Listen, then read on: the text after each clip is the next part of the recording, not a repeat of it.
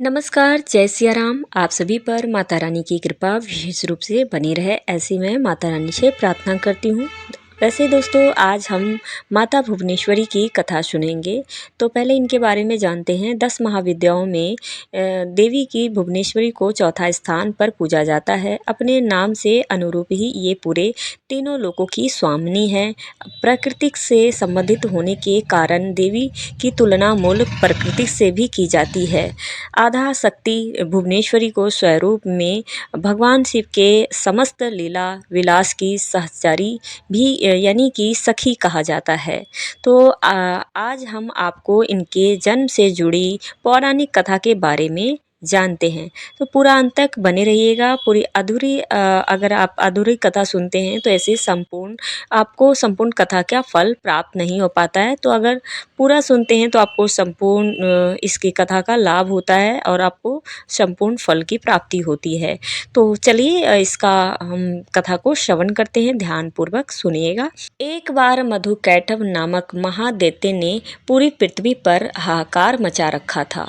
तब सभी देव मिलकर भगवान विष्णु के पास गए और उनको अपनी निद्रा का त्याग करने के लिए प्रार्थना करने लगे ताकि वे जल्दी से उठकर मधुकैटभ को मार कर उनकी रक्षा करें। भगवान विष्णु ने निद्रा का त्याग कर दिया था, जागृत हुए और उन्होंने 5000 वर्षों तक मधुकैटभ नामक दैत्य से युद्ध किया। बहुत अधिक समय तक युद्ध करते हुए भगवान विष्णु थक गए और वे अकेले ही युद्ध कर रहे थे।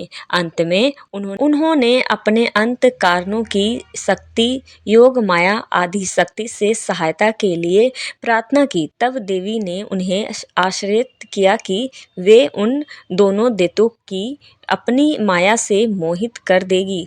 योग माया आदि शक्ति की माया से मोहित होकर दैत्य भगवान विष्णु से कहने लगा कि हमारा वध कैसे स्थान पर करोगे जहाँ ना ही जल हो और ना ही स्थल। भगवान विष्णु ने दोनों दैत्यों को अपनी जांग पर रखकर अपने चक्र से उनके मस्तक को देह से अलग कर दिया। इस प्रकार उन्होंने मधुकैटभ का वध किया, परंतु वे केवल निमित्त मात्र ही थे। उनके बाद ब्रह्मा विष्णु और शंकर ने देवी आदि शक्ति योग निद्रा महामाया की स्तुति की गई, जिससे प्रसन्न होकर आदि शक्ति ने ब्रह्मा जी को सृजन, विष्णु को पालन और शंकर को संहार के देव चुना। ब्रह्मा जी ने देवी आदि शक्ति से प्रश्न किया कि सभी चारों ओर केवल जल ही जल फैला हुआ है। 5 तत्व गुण तन मात्राएं और इंद्रियां कुछ भी व्याप्त नहीं है, तथापि तीनों देव शक्तिहीन हैं। देवी ने मुस्कुराते हुए उस स्थान पर एक सुंदर विमान को प्रस्तुत किया और तीनों देवताओं को विमान पर बैठ अद्भुत चमत्कार देखने का आग्रह किया गया। तीनों देवों के विमान पर आसीन होने के पश्चात वह देवी विमान आकाश में उड़ने लगा और उड़कर ऐसे स्थान पर पहुंचा जहां जल नहीं था। वह विमान वायु की गति से चलने लगा तथा एक सागर के तट पर पहुंचा। वहां का दृश्य अत्यंत मनमोहक था और अनेक प्रकार के पुष्प वाटिकाओं से सुशोभित था। तभी वहां देवों ने एक पलंग पर एक दिव्यांगना के बैठे हुए देखा। देवी ने रक्त पुष्प की माला और रक्तंबर धारण कर रखी थी।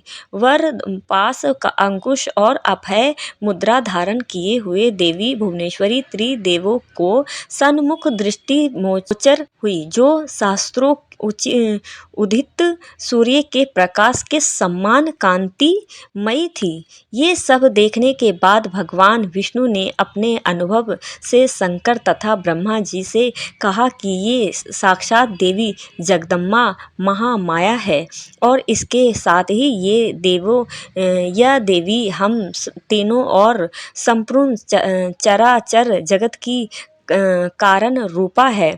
तीनों देव भगवती भुवनेश्वरी की स्तुति करने के लिए निमित्त उनके चरणों के निकट गए। तीनों देवों ने देवी के चरण कमल के नख में संपूर्ण जगत को देखा। ये सब देखने के बाद त्रिदेव यह समझ गए कि देवी संपूर्ण ब्रह्मांड की जननी है। इनकी आराधना से भक्त परम योगिनी के सम्मान जीवन जीता हुआ संसार पर विजय प्राप्त कर लेता है। वह अपने संकल्प मात्र से ही विश्व की प्रत्येक वस्तु पर को प्राप्त कर लेता है। इनकी साधना से व्यक्ति को सफलता मिलती है, मृत्यु के पर मोक्ष की प्राप्ति कर लेता है। इनकी पूजा के लिए साधक को अपनी समस्त वासनाओं पर निरंतर रखते हुए संस्कृत जीवन जीना होता है। और देवी भुवनेश्वरी की पूजा के लिए लाल रंग का बहुत ही विशेष महत्व है। इनकी आराधना करते समय लाल रंग के वस्त्र पहन के ही पूजा करनी चाहिए। सामग्री में इनकी पूजा सामग्री जो है, इनको विशेष जो पूजा सामग्री चाहिए होता है, पूजा करने के लिए सुबह जैसे जल्दी उठकर स्नान आदि से निवृत्त हो जाएं। उसके बाद आप आसन पर बैठ जाएं और उनके सामने भुवनेश्वरी माँ का एक चौकी रखें और माता की प्रतिमा रखें और लाल पुष्प धूप दीप चावल रोली आदि समृद्ध करते हुए इनकी पूजा करें और इनकी पूजा आरती मंत्र जप कर सकते हैं। और इनकी पूजा करने से जीवन में बहुत सारी चीज़ें हमारे जीवन में प्राप्त हो जाती है। तो दोस्तों, आज माता रानी की कथा आप सभी को कैसी लगी, माँ भुवनेश्वरी की, ज़रूर कमेंट में बताइएगा। और दोस्तों, चलिए इसी तरीके की कोई और ऐसी वीडियो के साथ मिलते हैं। तब तक के लिए जय सिया राम, धन्यवाद, हर हर महादेव, जय माता दी।